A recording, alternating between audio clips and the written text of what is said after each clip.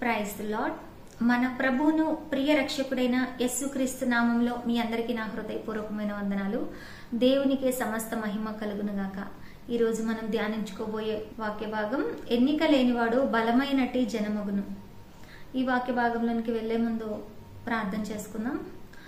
మహాపరిశుద్ధుడా, ప్రేమ స్వరూపి, ఈ వాక్యాన్ని మేము ధ్యానించుచుండగా మాకు మీ ఆత్మీయ మర్మములను బోధపరిచి తండ్రి, నీ కృపతో మమ్మల్ని స్థిరపరిచి విశ్వాసము ప్రభువ స్థిరముగా ఉండుటకు సహాయము దయచేయమని అడుగుచున్నాను. కనికరించమని యేసు వేడుకొనుచున్నాను. నీ బిడ్డలను బలవంతులుగా తయారు చేయుటకు కావలసిన శక్తిని సామర్థ్యాలను వారికి అనుగ్రహించమని, నీ యందు విధేయత కలిగి ఉండుటకు సహాయము దయచేయమని యేసు పరిశుద్ధ నామములో అడుగుచున్నాను తండ్రి, ఆమేన్. Praise the lord.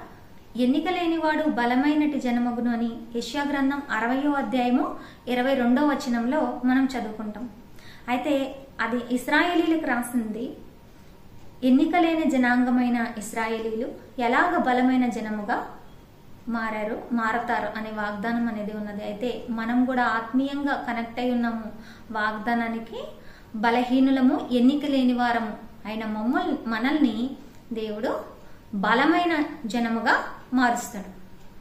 అది మనం ఉన్న ఏ దేశంలో ఉన్నా, ఏ ప్రదేశంలో ఉన్నా, ఏ గుంపులో ఉన్నా, ఏ స్థితిలో ఉన్నా, ఉన్నతంగా ఉన్నా, దీన స్థితిలో ఉన్నా, ఎలాంటి స్థితిలో ఉన్నా కూడా ఎన్నికగా లేకుండా ఉన్నట్టయితే, తృణీకరించబడినట్టయితే దేవుడు వారిని బలముగా మారుస్తాడు. అయితే దేవుడు వారిని బలముగా ఎలాగ మారుస్తాడు అనేది మనం వాక్యం ద్వారా చదువుకుందాం. కొరింథీయులకు రాసిన మొదటి పత్రిక 1వ అధ్యాయము 26వ వచనాన్ని చదివినట్టయితే, సహోదరులారా, మిమ్మును పిలిచిన పిలుపును చూడుడి. మీలో లోకరీతిని జ్ఞానులైనను గనులైనను గొప్ప వంశము వారైనను అనేకులు పిలువబడలేదు గాని, ఏ శరీరియు దేవుని ఎదుట అతిశయింపకుండానట్లు జ్ఞానులను సిగ్గుపరచుటకు లోకములో నుండి వెర్రివారిని దేవుడు ఏర్పరచుకొని ఉన్నాడు. బలవంతులైన వారిని సిగ్గుపరచుటకు లోకంలో బలహీనులైన వారిని దేవుడు ఏర్పరచుకొని ఉన్నాడు. ఎన్నికైన వారిని వ్యర్థము చేయుటకు లోకంలో నీచులైన వారిని, తృణీకరింపబడిన వారిని, ఎన్నిక లేని వారిని దేవుడు ఏర్పరచుకుని ఉన్నాడు.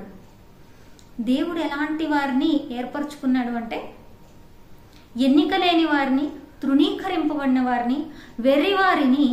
ఈ లోకం దృష్టిలో వీళ్ళు దేనికి పనికిరారు, వీరికి అంత జ్ఞానం లేదు, ఈ లోకరీతిపరమైన జ్ఞానము వీరికి లేదు అనుకునే వారిని దేవుడు ఏర్పరచుకున్నాడు.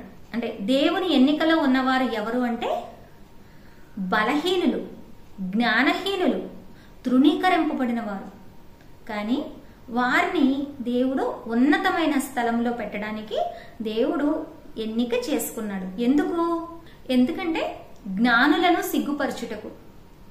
బాగా ఈ లోకపరంగా తెలివిగా ఉన్నవాడు వాడు అన్ని విషయాల్లో ముందుంటాడు, కానీ దైవ జ్ఞానంలో వెనకబడినట్టయితే వాడు తన జీవితంలో ఏదో ఒక సందర్భంలో ఖచ్చితంగా జీరోకి వెళ్ళిపోతాడు.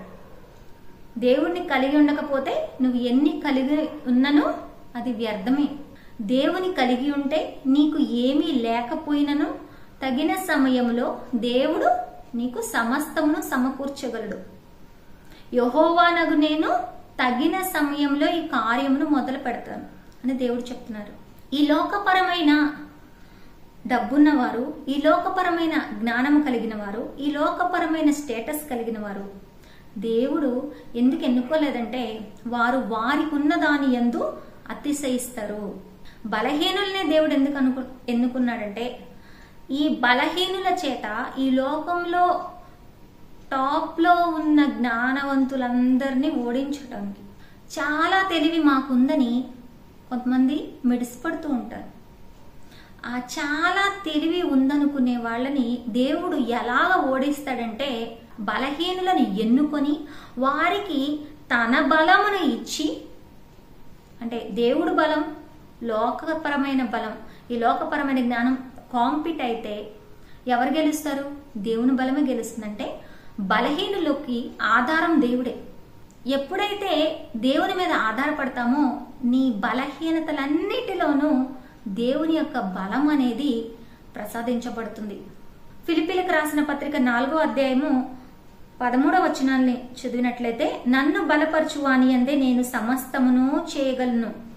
11వ వచనం 12వ వచనం చదివినట్టయితే, నాకు కొదువు కలిగినందున నేను ఇలాగు చెప్పుటలేదు, నేను ఏ స్థితిలో ఉన్ననో ఆ స్థితిలో సంతృప్తి కలిగి ఉండ నేర్చుకుని ఉన్నాను. దీన స్థితిలో ఉండనెరుగుదును, సంపన్న స్థితిలో ఉండనెరుగుదును, ప్రతి విషయంలోనూ అన్ని కార్యముల్లోనూ కడుపు నిండి ఉండుటకును, ఆకలి గొని ఉండుటకును, సమృద్ధి కలిగి ఉండుటకును, లేమిలో ఉండుటకును నేర్చుకుని ఉన్నాను. సంతృప్తి కలిగి ఉన్నాను, అన్ని స్థితుల్లో సంతృప్తి కలిగి ఉండటకు నేర్చుకుని ఉన్నాను. నన్ను బలపరచువాని యందు నేను సమస్తమును చేయగలను. ఈ వాక్యాన్ని పౌలు గారు రాసినప్పుడు ఆయన బలవంతుడా అంటే ఆయన బలవంతుడు కాదు, ఆయన బలహీనుడు. ఆయన దేవుని చేత ఎన్నిక చేయబడిన వాడు, దేవుడే తనకు బలముగా కలిగి ఉన్నవాడు, దేవుడే తనకు జ్ఞానముగా కలిగి ఉన్నాడు, దేవుడే తనకు పరిశుద్ధతగా కలిగి ఉన్నాడు, దేవుడే తనకు విమోచనగా కలిగి ఉన్నాడు. కనుక ఆయన ఏమని చెప్తున్నాడంటే, ఇన్ని నాలో ఉన్నాయి, ఎందుకున్నాయి అంటే నన్ను బలపరిచేవాడు ఒకడు ఉన్నాడు. ఎవరంటే నా తండ్రి. నన్ను బలపరచువాని యందు నేను సమస్తమును చేయగలను. ఏ కొదువ లేకుండా చేయగలడు, కొదువలన్నిటినీ అధిగమింపచేయగలడు.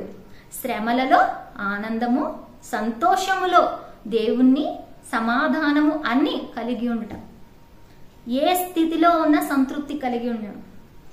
సమస్తమును చేయగలను.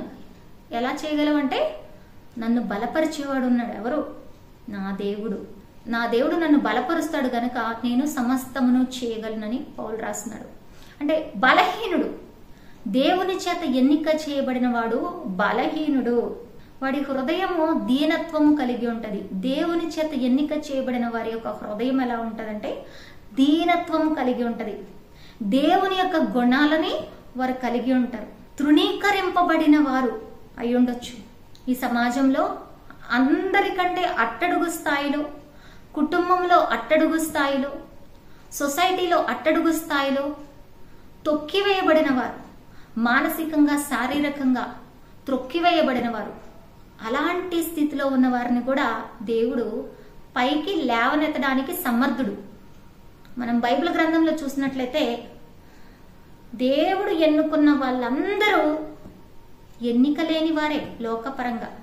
ఈ లోకం చూసినట్లు దేవుడు చూడడు. ఎందుకంటే దేవుడు ఏం చూస్తాడు? హృదయాన్ని లక్ష్య పెడతాడు.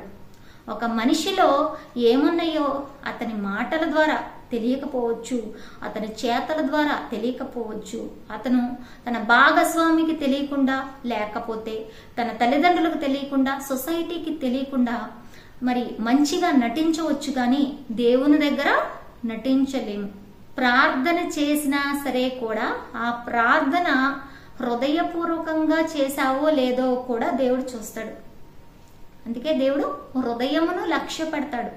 దేవుడు ఎలాంటి వారిని ఎన్నుకుంటాడంటే బలహీనులని, ఆయన్నే బలముగా కలిగి ఉండబోయే వారిని, ఆయన్నే ఆధారము చేసుకునే వారిని, ఆయనకి విధేయత చూపేవారిని దేవుడు ఎన్నుకుంటాడు. పౌలు ఏమని చెప్తున్నారంటే బలహీనత వస్తుంది అంటే ఈ లోకంలో ఉంటే శ్రమలు రాకుండా ఉండవని కాదు, క్రైస్తవుడు అంటే శ్రమలు రాకుండా ఉండవని కాదు. ఈ లోకంలో శ్రమలు వస్తాయి, బలహీనతలు కలిగి ఉంటాం, కానీ వీటన్నిటిని జయించగలుగుతాం. ఎవరి ద్వారా అంటే నన్ను బలపరచువాని యందు నేను సమస్తమును చేయగలను. అంటే ఎవరి మీద ఆధారపడాలి? బలపరచువాని యందు ఆధారపడాలా? ఈ లోక స్థితిగతుల మీద ఆధారపడాలా? నువ్వు ఎప్పుడు సమస్తమును చేయగలవు? నీ యొక్క శ్రమని ఎప్పుడు అధిగమించగలవు? నీవు ఎన్నిక చేయబడిన వ్యక్తివే, కానీ నీ ముందు కొన్ని శ్రమలున్నాయి. ఆ శ్రమలని నీవు అధిగమించాలి అంటే నీవు దేవుని మీద ఆధారపడాలి. చుట్టూ ఉన్న పరిస్థితుల మీద ఆధారపడినప్పుడు, చుట్టూ ఉన్న పరిస్థితులను చూసి లెక్కలు వేసుకుంటున్నప్పుడు, మనుషులను చూసి భరోసా అనుకుంటున్నప్పుడు, వ్యక్తిగతంగా గాని ఆత్మీయంగా గాని వేరొకరి మీద ఆధారపడినప్పుడు దేవుణ్ణి లక్ష్యం చేసుకోకుండా ఉన్నట్టయితే ఖచ్చితంగా నువ్వు వాటిని జయించలేవు. నీ ఆధారము దేవుడైనప్పుడు మాత్రమే నీవు నీ జీవితంలో కార్యములు చేయగలవు, నీ జీవితంలో కార్యములు చూడగలవు. ఇక్కడ మనం చూసినట్టయితే దావీదు గొల్యాతుని ఇద్దరిని చూసినట్టయితే దావీదు బాలుడు, గొల్యాతు యుద్ధ ప్రవీణుడు. దావీదుకి యుద్ధం అంటే ఏమో తెలీదు. గొల్యాతు మిలిటరీ మ్యాన్. ఫిలిస్తీన్లందరిలో నెంబర్ 1 పొజిషన్లో ఇతన్ని పంపిస్తే మనం ఖచ్చితంగా గెలుస్తాం అనుకొని గొల్యాతుతో పాటు సైన్యాన్ని ఇచ్చి పంపించి గొల్యాతుని చంపేస్తే చాలు, గొల్యాతుని ఎవరు చంపలేరు కాబట్టి వాళ్ళు దాసోహం అయిపోతారనుకున్నారు. కానీ ఇక్కడ దేవుడు ఎలాగ సిగ్గుపరిచాడంటే, బలవంతుడైన వాడిని, దేవుడి మీద ఆధారపడకుండా తన బలమును ప్రదర్శించుకొని మిడిసిపోయే గొల్యాతు ఫిలిస్తీయుల సైన్యంను దేవుడు ఎలాగ సిగ్గుపరిచాడంటే, యుద్ధ ప్రావీణ్యులని వాడల, రాజుని వాడల, నేర్పరులని వాడల, చాలా మంది జనములను వాడల. ఎవరిని వాడాడు అంటే, ఒక బాలుడిని తీసుకొని వచ్చి ఒక బాలుడి చేత సిగ్గుపరిచాడు. దావీదుని చూసినట్టయితే అతనిలో ఏమీ క్వాలిఫికేషన్స్ లేవు. అతని ఎలిజిబిలిటీ ఒక్కటే, దేవుడు ఖచ్చితంగా నాకు అప్పగిస్తాడన్న ధైర్యము, నమ్మకము. నేను యెహోవా పేరిట వచ్చుచున్నాను. మరి గొల్యాతు ఎవరి పేరు మీద వచ్చాడు? గొల్యాతు తన బలాన్ని ఆధారం చేసుకొని వచ్చాడు. దావీదు దేవుని బలాన్ని ఆధారం చేసుకొని వచ్చాడు. మనము మనకంటే కఠినమైన శత్రువుతో పోరాడుతున్నప్పుడు దేవుని బలాన్ని మనము ఆశ్రయించినప్పుడు ఎంత కఠినమైన శత్రువైనా మనకి లొంగిపోతుంది, మనకి ఘన విజయం కలుగుతుంది. ఇది దేవుని మీద ఆధారపడిన వారు మాత్రమే చేయగలరు. దావీదుకి అనుభవం ఉందా? దావీదుకి యుద్ధ నియమాలు కూడా తెలుసో లేదో మనకు తెలియదు ఆ సమయంలో, బాలుడు కనుక. కానీ దావీదుకి ఏం తెలుసు అంటే, ఒక సింహాన్ని చంపటం తెలుసు, ఒక ఎలుగుబంటిని చంపడాన్ని తెలుసు. వాటిల్లో ఒకటి వల్లే గొల్యాతు అవుతాడు అని ఖచ్చితంగా నమ్మకం కలిగి ఉంటాడు.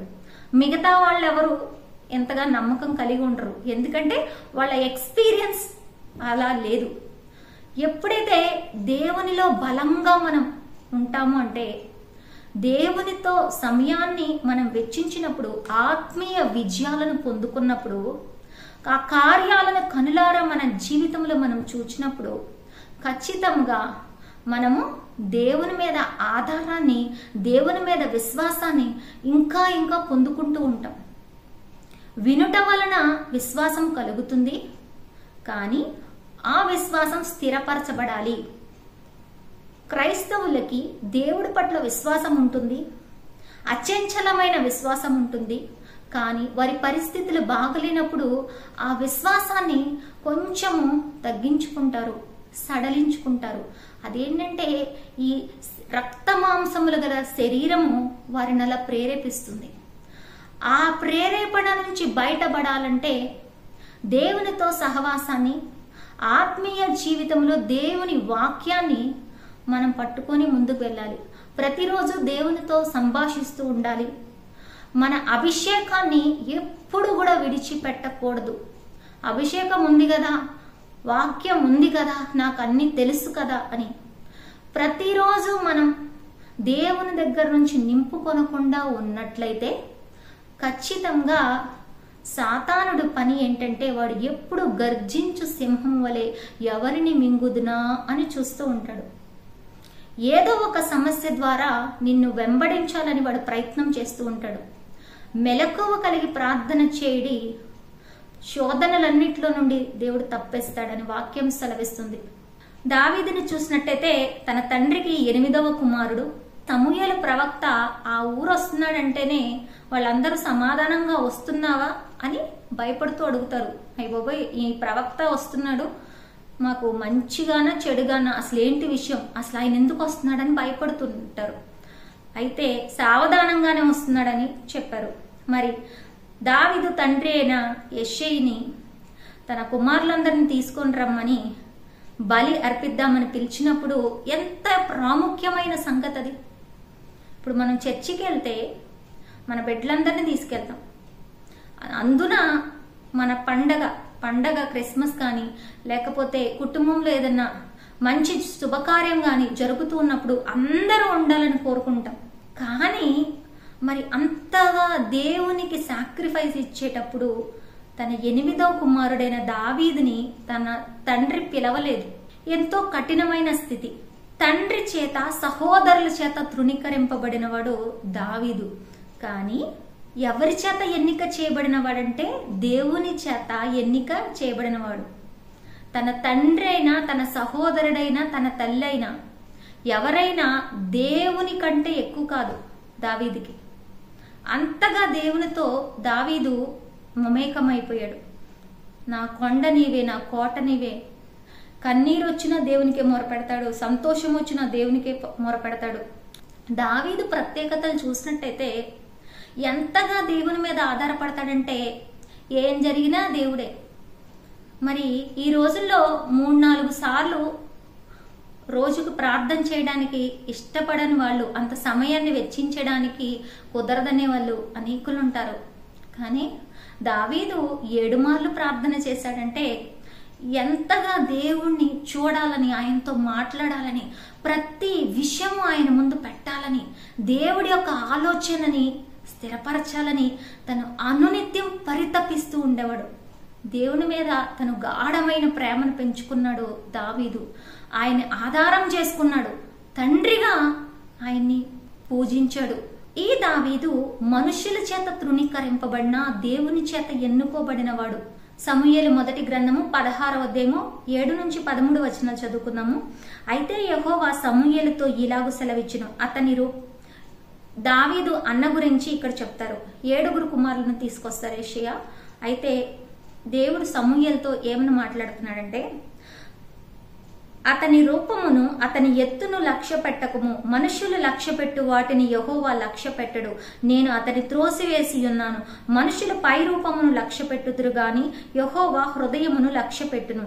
యెషయి తన 7 కుమారులను సమూయేలు ఎదుటకు పిలువగా సమూయేలు యెహోవా వీరిని కోరుకొనలేదని చెప్పి, నీ కుమారులందరూ ఇక్కడ ఉన్నారా అని యెషయిని అడగగా అతడు, ఇంకనూ కడసారివాడున్నాడు, అయితే వాడు గొర్రెలను కాయుచున్నాడని చెప్పెను. అందుకు సమూయేలు, నీవు వాణ్ణి పిలవనంపించుము, అతడిక్కడికి వచ్చు వరకు మనము కూర్చుందమని యెషయితో చెప్పగా అతడు వాని పిలువనంపించి లోపలికి తోడుకొని వచ్చును. అతను ఎర్రని వాడును, చక్కని నేత్రములు గలవాడును, చూచుటకు సుందరమైన వాడునై ఉండను. అతడు రాగానే నేను కోరుకున్నవాడు ఇతడే. నీవు లేచి వాణ్ణి అభిషేకించుమని యెహోవా సెలవీయగా సమూయేలు తైలపు కొమ్మును తీసి వాని సహోదరుల ఎదుట వానికి అభిషేకము చేసెను. నాట నుండి యెహోవా ఆత్మ దావీదు మీదకి బలముగా వచ్చెను. తండ్రి చేత, సోదరుల చేత తృణీకరింపబడిన దావీదు ఎన్ని సంవత్సరాలు బాధపడి ఉన్నా దేవునితో సహవాసాన్ని విడిచిపెట్టలేదు. దేవుని ఆధారం చేసుకున్నాడు. మన జీవితంలో కొన్ని శ్రమలు కలిగినప్పుడు వెంటనే సమాధానం కావాలి, వెంటనే ఆన్సర్ కావాలి, లేకపోతే వెంటనే ఆ సమస్య వెళ్ళిపోవాలి. అనేక మంది ఈ పోరాటంలో, ఈ యుద్ధంలో త్వరగా అనుకుంటారు. కానీ దేవుడికి ఒక నిర్ణీత సమయం అనేది ఉంటది. యెహోవానగు నేను తగిన కాలంలో ఈ కార్యమును మొదలు పెడతాను.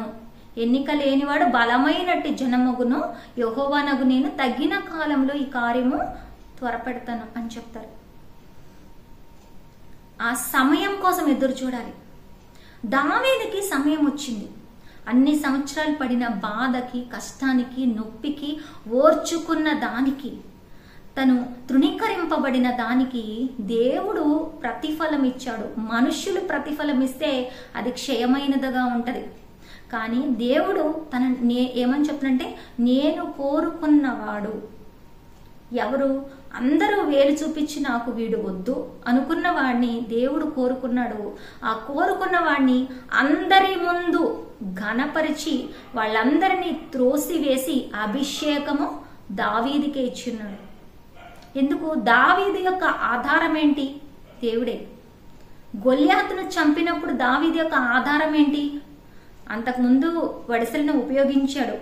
సింహాన్ని కొట్టుండొచ్చు, ఎలుగుబండిని కొట్టుండొచ్చు. కానీ ఈసారి కూడా గొల్యాతు కూడా, నా వడిసెల రాయి ఎంత బాగా నేను నేర్పుగా విసరగలను, నాకు ఈ విద్య చాలా బాగా తెలుసని దాన్ని చూసి మిడిసిపోకుండా దావీదు యెహోవాను ఆధారం చేసుకున్నాడు.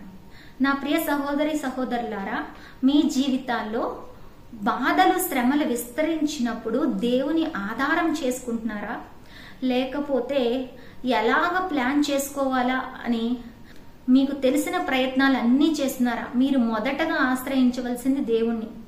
మీరు మొదటగా దేవుని ఆశ్రయించకపోయిన ఎడల మీరు ఒకవేళ ఏ పని చేసినా సరే అది 100% సక్సెస్ అనేది మీరు చవిచూడరు, ఖచ్చితంగా చవిచూడరు. ఎందుకంటే దేవుని చేత ఎన్నుకోబడిన వారు బలహీనులుగా మీరు ఉన్నప్పుడు మీ బలము దేవుడైతే మిమ్మల్ని గొప్ప జనముగా చేయడానికి ఆయన ఇష్టపడుతున్నాడు. అలాగే మీకు అభిషేకం చేశాడు. మీకు కావాల్సింది అభిషేకం. దేవుడు మిమ్మల్ని అభిషేకించడానికి ఇష్టపడతాడు. అనేకుల మందు పిలుస్తాడు, ఘనమైన వారిగా నిన్ను మారుస్తాడు. కానీ నీవు చేయవలసింది ఏంటి అంటే దేవుని ఆధారం చేసుకుంటాం. బలహీనతలను చూడొద్దు, శ్రమలను చూడొద్దు. దేవుడు ఎన్నుకున్న నీ ఎన్నికను మాత్రమే లక్ష్యపెట్టు. ఆయనతో సహవాసాన్ని, సంబంధాన్ని మాత్రమే లక్ష్యపెట్టు. నన్ను బలపరచు అనేది నేను సమస్తమును చేయగలను. పేతురు రాసిన మొదటి పత్రిక 5వ అధ్యాయం 6వ వచనం చదివినట్లయితే, దేవుడు తగిన సమయమందు మిమ్మును హెచ్చించునట్టు ఆయన బలిష్టమైన చేతి కింద దీన మనస్కులై ఉండుడి. 7, 8 వచనాలు కూడా చదువుకుందాం. ఆయన మిమ్మును గురించి చింతించుచున్నాడు కనుక మీ చింత యావత్తు ఆయన మీద వేయుడి. నిబ్బరమైన బుద్ధి గలవారై మెలకుగా ఉండుడి. మీ విరోధి అయిన అపవాది గర్జించు సింహము వలె ఎవరిని మింగుదునా అని వెదుకుచూ తిరుగుచున్నాడు. మీరు దేవుని బలిష్టమైన చేతి కింద దీన మనస్కులై ఉండాలి. చింత యావత్తు ఆయన మీద వేస్తే ఖచ్చితంగా దేవుడు తగిన సమయం ముందు దేవుడు మిమ్మల్ని హెచ్చిస్తాడు. మీ చింత యావత్తును ఆయన మీద వేయడి. దీన మనస్సు, దీనికి మనం ఎగ్జాంపుల్ అంటే యేసుక్రీస్తు వారిని తీసుకోవాలి. ఆయన తండ్రికి ఎలాగా సబ్మిసివ్గా ఉన్నాడో అలాగే మనం కూడా దేవునికి సబ్మిసివ్గా ఉండాలి. క్రీస్తుకు సబ్మిసివ్గా మనం ఉన్నప్పుడు మనం ఆయన యొక్క ప్రణాళికలను అమలుపరచువారిగా ఉన్నప్పుడు, ఆయన చిత్తాన్ని నెరవేర్చువారిగా ఎన్ని శ్రమలు కలిగినా ఉన్నప్పుడు ఆయన దగ్గర మనము దీన మనసు అంటే నువ్వు దేన్ని బట్టి నువ్వు ఏ కార్యం చేసినా అది ప్రభువు వల్లనే కలిగినది అనే హృదయం నీకుంటే, నువ్వు మిడిసి పడిపోకుండా ఉంటే, దేవుడు మాత్రమే నా జీవితంలో ఈ కార్యములు చేశాడని నీకు నమ్మిక కలిగి ఉంటే, సమస్తమును ఆయనకి అప్పగించుకుంటే, ఏ స్థితిలో ఉన్న సంతృప్తి కలిగి ఉండడం నేర్చుకుంటే, శ్రమలలో నీవు ఆయన్ని స్తుతించినట్టయితే, సంతోషంలో ఆయన తృణీకరించకుండా ఆయనే నీ విజయానికి సారథని నీవు ఆయన్ని పరిపూర్ణంగా విధేయత కనపరిచినట్టయితే ఖచ్చితంగా దేవుడు నీకు ఒక సమయాన్ని ఇస్తాడు. ఆ సమయం ఎలాంటిదంటే ఘన విజయం. దావీదు ఎంత ఘన విజయాన్ని పొందుకున్నాడు. రాజ్యం మొత్తం మీద అతను పొందుకున్నది ఎవరు పొందుకోలేరు. మరి ఈ శ్రమలు ఎందుకు వస్తున్నాయా అంటే, పేతురు రాసిన మొదటి పత్రిక 5వ అధ్యాయం 9, 10 వచనాలు చదివినట్టయితే, లోకమందున్న మీ సహోదరుల యందు ఈ విధమైన శ్రమలే నెరవేరుచున్నవని ఎరిగి విశ్వాసమందు స్థిరులై వానిని ఎదిరించుడి.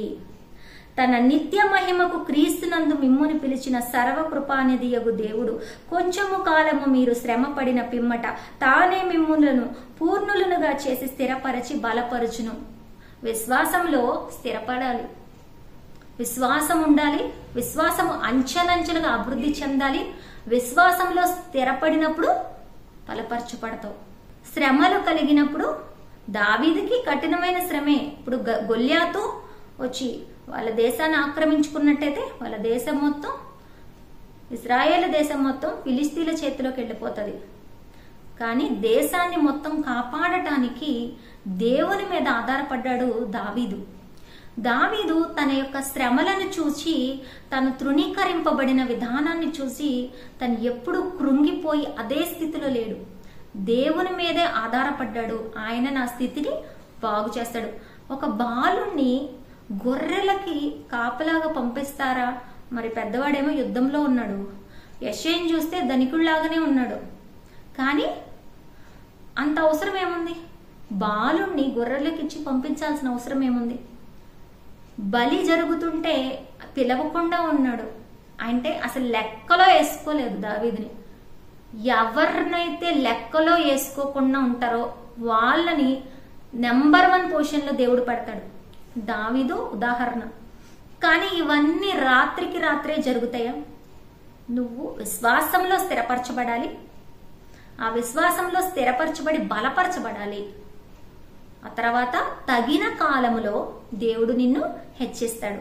అప్పటి వరకు ఆయన చేతి కింద ఉండాలి. దీన మనస్కులై ఉండాలి.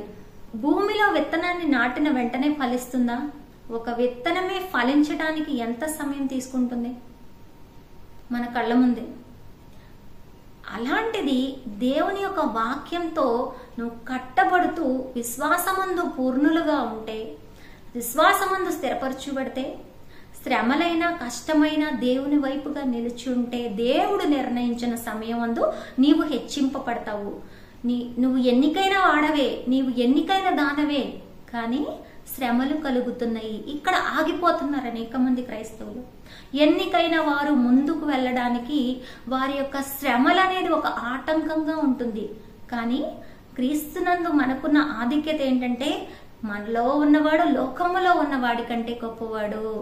ఈ వాక్యాన్ని మనం మన నిజ జీవితంలో అప్లై చేసినప్పుడు ఖచ్చితంగా అన్ని విషయాల్లో శ్రమలలో కూడా మనకి ఆధిపత్యాన్ని దేవుడు ఇస్తాడు. ఆ శ్రమలను తొక్కి వేస్తారు.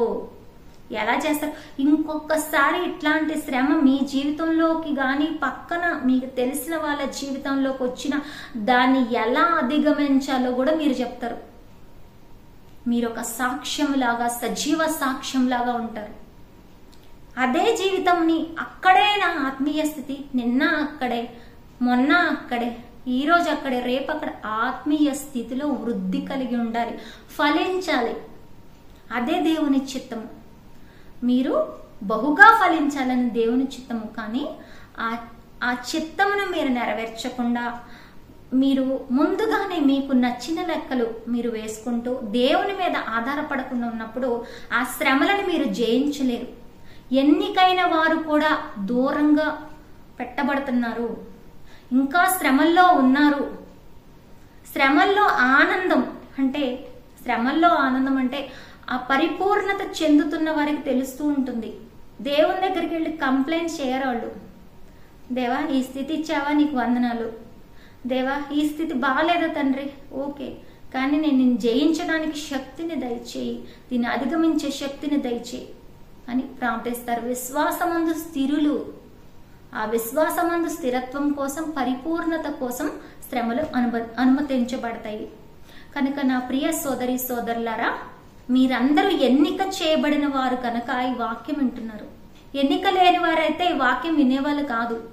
ఎన్నిక చేయబడిన వారు కానీ శ్రమలలో కొట్టుమిట్లాడుతున్నారు.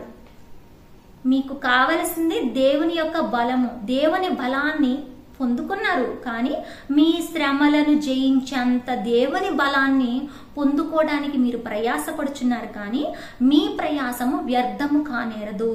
మీరేం చేయాలంటే చింత యావత్తు ఆయన మీద వేసి ఏ స్థితిలో ఉన్న సంతృప్తి కలిగి ఉండ నేర్చుకుంటే శ్రమలైనా బాధలైనా సరే కూడా మీరు ఖచ్చితంగా జయిస్తారు. ఇదే దేవుని వాక్యం సెలవిస్తుంది. యెషయా గ్రంథం 60వ అధ్యాయం 22వ వచనంలో, ఎన్నిక లేనివాడు బలమైనట్టి జనమగును, యెహోవానగు నేను తగిన కాలములో ఈ కార్యమును త్వరపెట్టదును. ఆయనకు ఒక టైమింగ్ ఉంటుంది. ఆ టైమింగ్ కోసం మనం ఎదురు చూడాలి. పుట్టగానే యుద్ధం చేయడం ఎవరికి రాదు. అలాగే మీరు ఆత్మీయతలో మీరు దేవుని దగ్గర నూతనంగా పుట్టిన వెంటనే యుద్ధం నేర్చుకోరు. పాలు తాగే స్టేజ్ ఉంటుంది, మాంసాహారం తినే స్టేజ్ ఉంటుంది. యుద్ధంలో యుద్ధోపకరణములు ఒక్కొక్కటిగా సంపాదించుకునే స్టేజ్ ఉంటుంది. వాటన్నిటికీ అభ్యాసము, శిక్షణ ఎక్కడ వస్తుందంటే శ్రమలు అనుమతింపబడినప్పుడు ఇంకొంచెం ఎక్కువ గ్రేడ్ మార్క్స్ ఎక్కువ అవుతాయి, నీకు ఎక్కువ పర్సంటేజ్ ఎక్కువ అవుద్ది, నీ ఆశీర్వాదం ఎక్కువ అవుతుంది. ఎందుకంటే నీ లెవెల్ మారిపోతుంది. ఒక ఎగ్జామ్, శ్రమ అనేది ఒక ఎగ్జామ్, ఒక ఫైనల్ ఎగ్జామ్. ఆ స్టేజ్ దాటిపోవాలి అంటే ఆ శ్రమలో పాస్ అయిపోతే నెక్స్ట్ స్టేజ్కి వెళ్ళిపోతావు. కొంచెం నొప్పి కలుగుతుంది, కానీ వారిలో ఒంటరి అయిన వాడు 1000 మంది అగును అని చెప్తున్నారు యేసయ్య. ఒక్కడవే అనుకుంటున్నావేమో, భవిష్యత్తులో నిన్ను 1000 మందిగా దీవించేవాడు దేవుడు. మీరందరూ దేవుని బలాన్ని పొందుకోవాలని ఈ వాక్యం ద్వారా దేవుడు మిమ్మల్ని ఆదరణపూర్వకమైన వాగ్దానాన్ని మీకు పంపిస్తున్నారు. దేవునికే సమస్త మహిమ కలుగునుగాక. God bless you.